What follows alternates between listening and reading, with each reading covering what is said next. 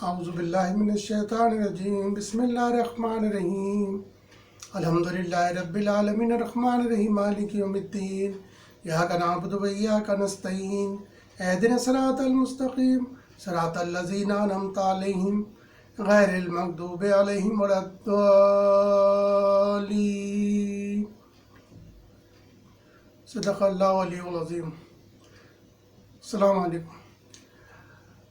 Islamic history YouTube channel کی جانب سے میں ندیم ریاض آپ کی خدمت میں حاضر ہیں۔ آج ہم آپ کو سیرت النبی صلی اللہ علیہ وآلہ وسلم کے سلسلے میں اپنی یہ 5ویں ویڈیو لے کر حاضر ہیں۔ پچھلی جو ویڈیو تھی اس میں ہم نے ہجرت نبی صلی اللہ علیہ وسلم کے بارے میں آپ کو آگاہ کیا تھا، یکم ہجری۔ آج بھی انشاءاللہ یکم ہجری کو کنٹینیو کریں گے اور جو تمام واقعات ہیں اس کے وہ آج انشاءاللہ کمپلیٹ کریں گے اس میں۔ تو یہ یکم ہجری کو جو ہجرت کے علاوہ ایک مسجد قباء کی تعمیر کے بارے میں آپ کو بتایا تھا اور ایک آپ کو مدینہ میں نزول بتایا تھا۔ آج انشاءاللہ تعالی ہم مسجد نبی صلی اللہ علیہ وسلم کی تعمیر کے بارے میں آپ کو بتائیں گے۔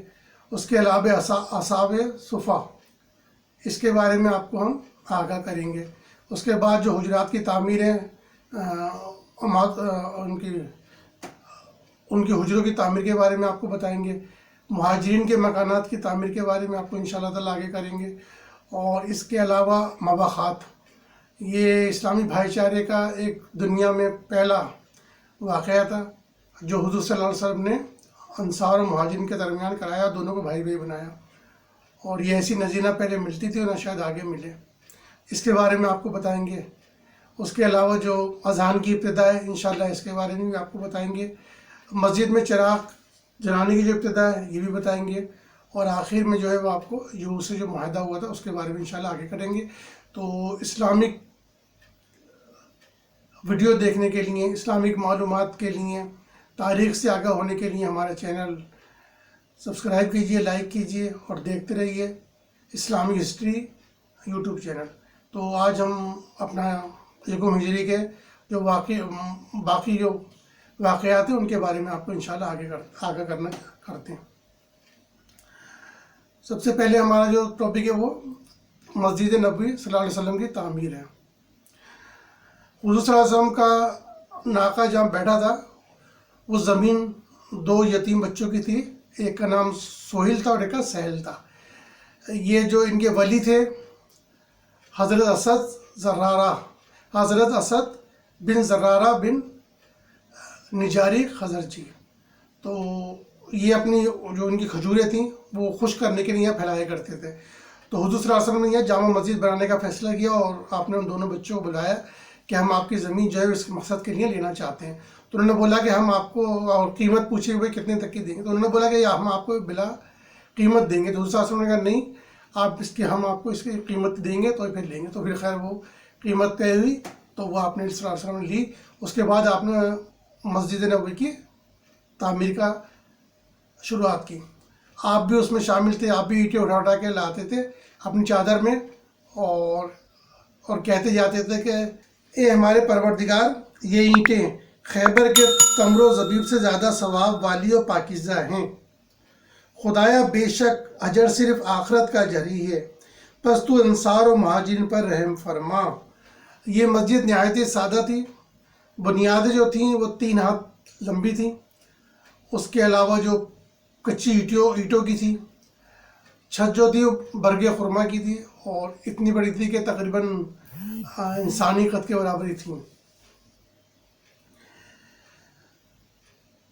ستون کھجور کے تھے، قبلہ بیت المقدس کی طرف رکھا گیا۔ ایک دروازہ جو قبلے کی طرف کھلتا تھا، 2 دروازے جو دائیں بائیں کھلتے تھے۔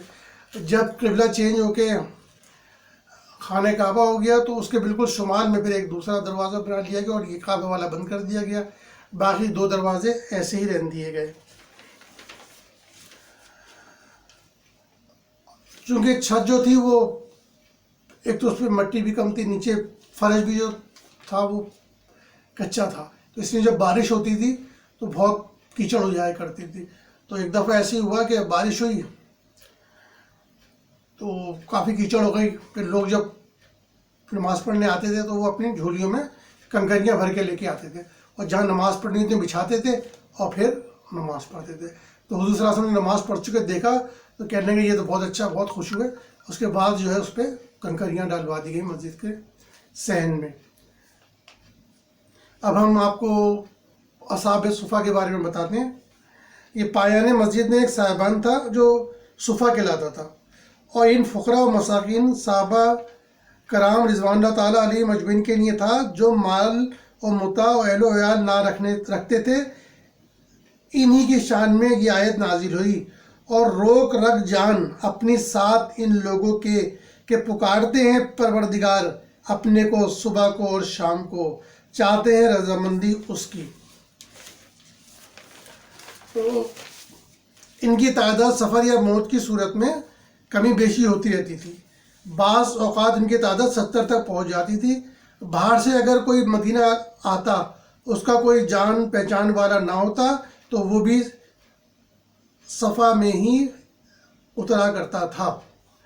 حافظ ابو نعیم نے حلیت الاولیاء میں 100 سے کچھ اوپر اہل صفا کے نام گنوائے ہیں، جن میں حضرت ابو ذر غفاری رضی اللہ تعالیٰ عنہ، حضرت عمار بن یاسر رضی اللہ تعالیٰ عنہ، حضرت سلمان فارسی رضی اللہ تعالیٰ عنہ، حضرت صہیب رومی رضی اللہ تعالیٰ عنہ، حضرت بلال حبشی رضی اللہ تعالیٰ عنہ، حضرت ابو ہریرہ رضی اللہ تعالیٰ عنہ، خباب بن الارت رضی اللہ تعالیٰ عنہ، حذیفہ بن الیمان رضی اللہ تعالیٰ عنہ، حضرت ابو سعید خدری رضی اللہ تعالیٰ عنہ، بشیر بن الخصاصیہ رضی اللہ تعالیٰ عنہ، ابو محیبہ رسول اللہ کے غلام وغیرہ اہم مشاعر میں سے تھے رضی اللہ تعالیٰ عنہم اجمعین. اہل صفا پر آن صلی اللہ علیہ وسلم کی بڑی نظر عنایت تھی. ایک دفعہ غنیمت میں کنیزیں آئی ہوئی تھیں. اس موقع کو غنیمت سمجھ کر آپ کی صاحبزادی حضرت بی بی فاطمہ رضی اللہ عنہ اور حضرت علی کرم اللہ وجہ دونوں خدمت اقدس میں حاضر ہوئے اور ایک خاتمہ کے لیے درخواست کی. آپ نے جواب دیا، اللہ کی قسم یہ نہیں ہو سکتا کہ میں تم کو خاتمہ دوں اور اہل صفا بھوکے مریں، ان کے خرچ کے لیے میرے پاس کچھ نہیں ہے. اب ہم آتے ہیں ازواج مطہرات کے حجروں کی تعمیر. ازواج مطہرات میں سے اس وقت صرف حضرت ام المومنین سودا رضی اللہ تعالیٰ عنہ اور ام المومنین حضرت عائشہ صدیقہ رضی اللہ تعالیٰ عنہ حضور صلی اللہ علیہ وسلم کے عقد میں آ چکی تھیں. ان کے لیے مسجد سے متصل 2 مکان بنا دیے گئے تھے. بعد ازاں دیگر ازواج کے آنے پر اور مکانات بنتے گئے. ان مکانات میں سے 5 کھجور کی شاخوں سے بنے تھے. ان کے ساتھ کوئی حجرہ نہ تھا.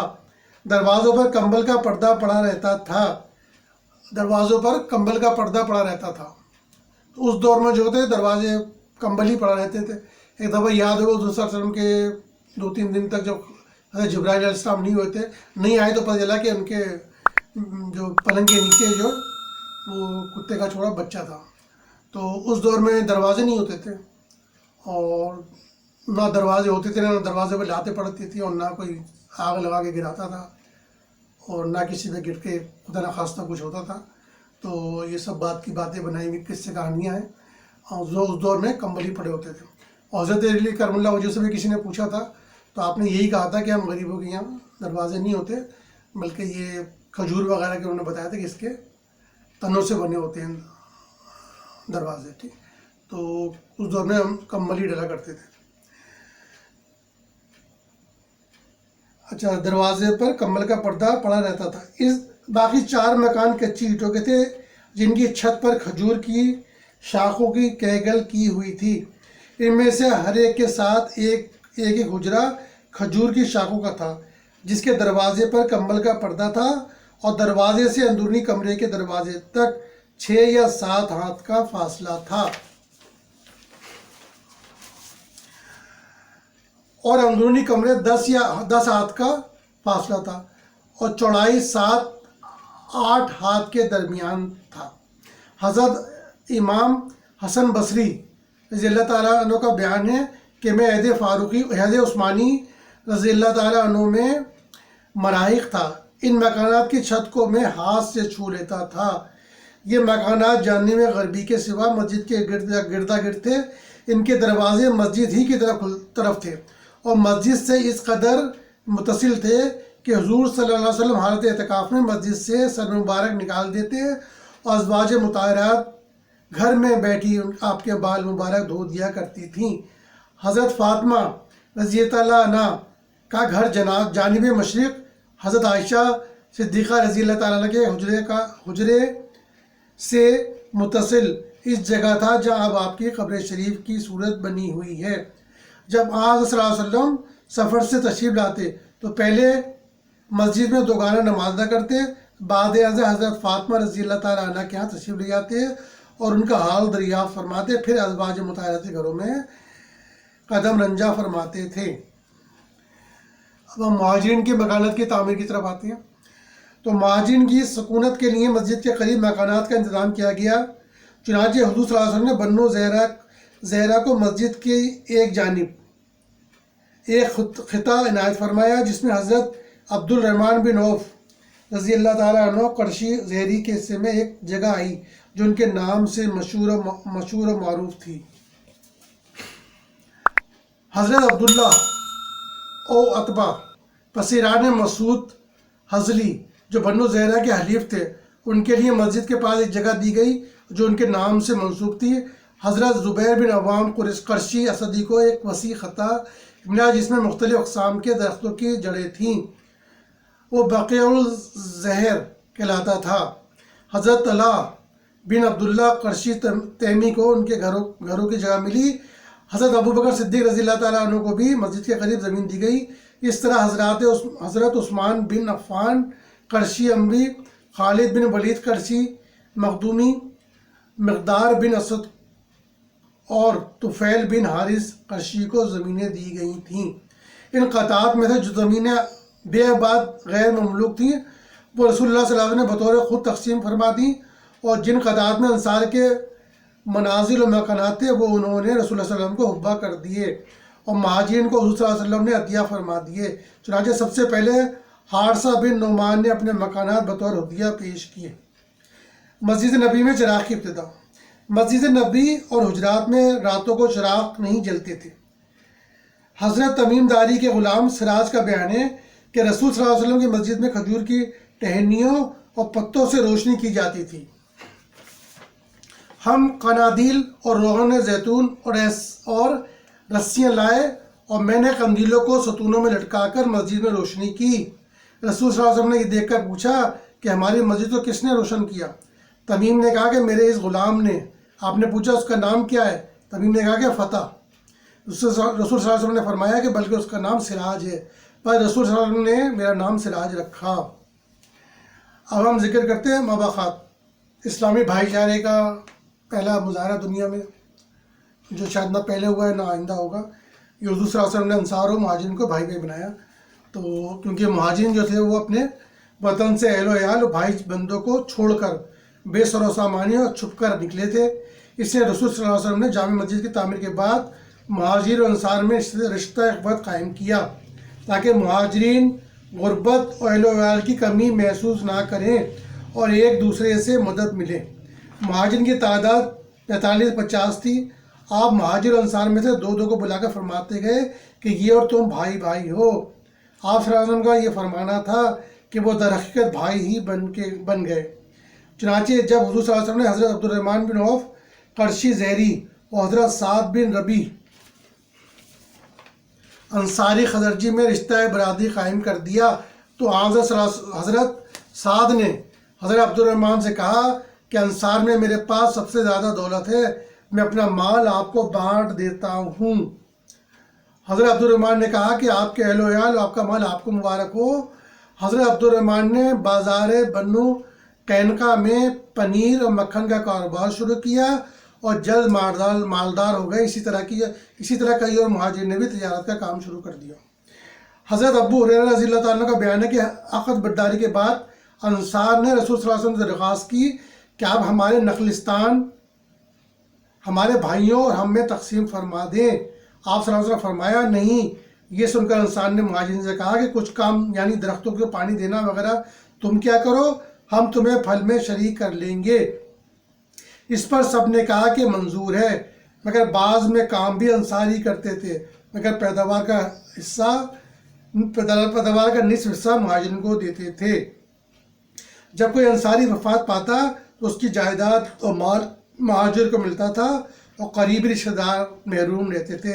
چنانچہ قرآن میں ہے، اور ان کے لیے جنہوں نے اس گھر میں اور ایمان میں ان سے پہلے جگہ بنا لی ہے اور اپنی طرف ہجرت کر کے آنے والوں سے محبت کرتے ہیں، اور مہاجرین کو جو کچھ دیا جائے اس سے وہ اپنے دلوں میں کوئی تنگی نہیں رکھتے، بلکہ خود اپنے اوپر انہیں ترجیح دیتے ہیں، گو خود کتنی ہی سخت حاجت ہو۔